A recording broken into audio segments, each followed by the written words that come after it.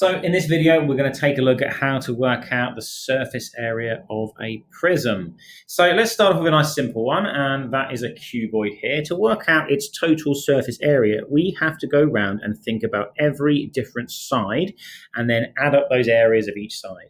So I would break this into sort of pairs, because this front rectangle here will be 4 times 6. Well, that's 24 centimeters squared.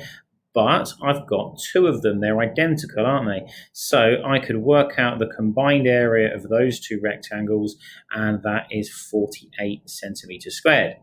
Next thing I could do is I could work out another pair. So let's take that blue section there. Well, that's going to be 4 times 5. Well, 4 times 5 is 20 centimeters squared. So, and of course, I've got two of them because they are come in pairs, and both of those two blue cubes, excuse me, let's try again, rectangles have the same area. So I double it, and that is going to be 40 centimeters squared. Now, finally, we've got that base to consider. Let's do it in green, look. Okay, well, that base is going to be 6 times 5, which is 30 centimeters squared, and that base is going to be the same as that top section there, look. Okay, so if I double it, I'll have those two areas combined, which is 60 centimeters squared. Now, all I've got to do then is add those up, and I've got the combined surface area of everything. So if we take that, we are going to have 14 there, look. So we're going to have 148 centimeters squared as our total surface area of that cuboid. Right, let's try a more complex question. So this time we're thinking about a cylinder. So it says cans are made out of aluminium sheets and are cylinders. Let's draw a picture of what this might look like, right? Okay, it's not to scale, but it's going to look something like this. Okay, we have a radius of 3, so let's put that in there. That's from the center to the outside, and we have a height of 10. Okay, so find the area of aluminium needed to make a can. So for this, what we're going to need to do is to work out a few different things. Well, let's start off with this circle here, look, at the bottom. That we'll need to know that area. Well, we can do that quite simply if we know how to work out the area of a circle. It's going to be pi times the radius, which is 3 squared. And of course, we could double it because we've actually got two of them. They're going to have the same area. So if we calculate that and then we double it by timesing by 2, we're going to have the combined area of both of those two red circles. So 3 squared is 9, times 2 is 18, times 3.1415, or pi, that is going to give us approximately 56.52 centimeters squared. Now comes the complex piece. So we have a curved part, right? Okay, now let's think about this curved part here. Now, if I unwrapped that, think of it as a can of beans or something, right? And you unravel the label, well, that will be the same shape as that curved surface. And of course, if we think about this, right, it's going to end up being a rectangle.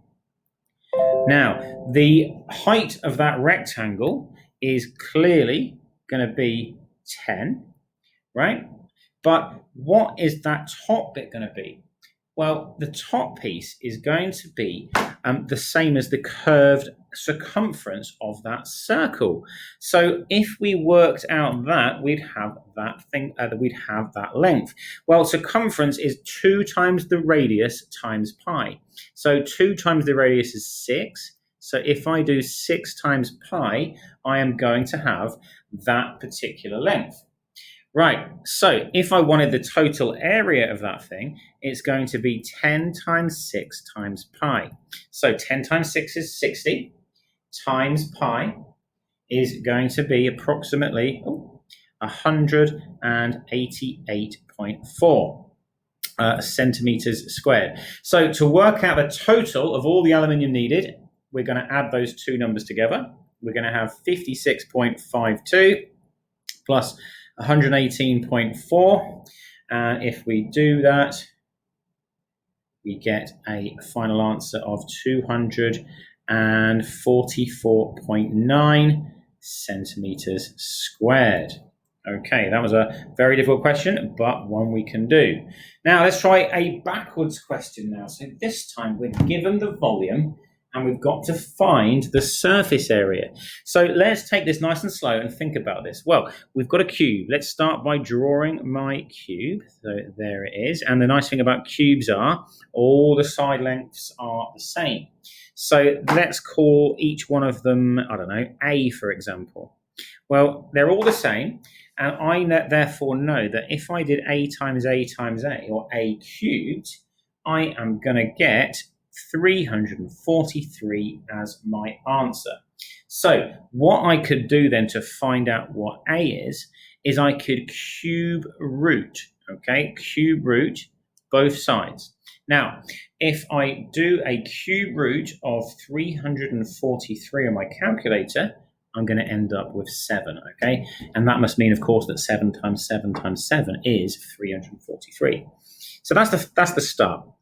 Now we've got to consider the surface area, because we've got to work out each of the 6 sides of this cube and then add them up.